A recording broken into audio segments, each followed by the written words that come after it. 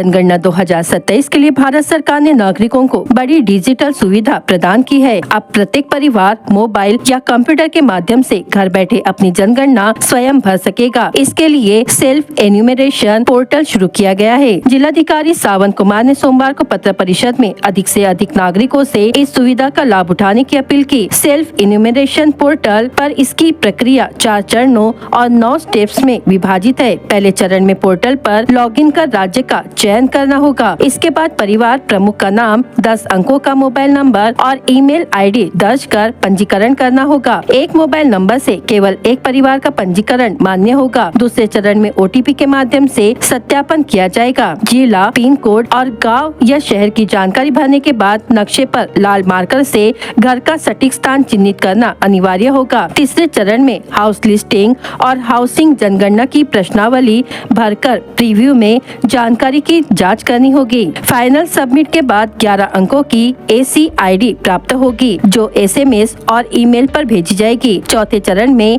गणना कर्मी के घर आने पर AC ID दिखानी होगी। नमस्कार, मी कलेक्टर भंडारा सावन कुमार। आता सेन्ससचे 1 ते 15 दरम्यान आपल्याला सेल्फ इन्युमरेशन म्हणजे स्वगणना जी आहे ते करायचे आहे भंडाराच्या सर्व नागरिकांना। तर हे जे आहे आपल्यासाठी एक पोर्टल दिलेले आहे, यामध्ये se.census.gov.in आपल्याला हे पोर्टलवर रजिस्टर करायचे आहे OTP मार्फत, आणि यामध्ये सेल्फ इन्युमरेशन स्वगणना जे आपल्याला करायचे आहे, यामध्ये काही सवाल क्वेश्चनेअर आहे ते आपल्याला भरायचे आहे।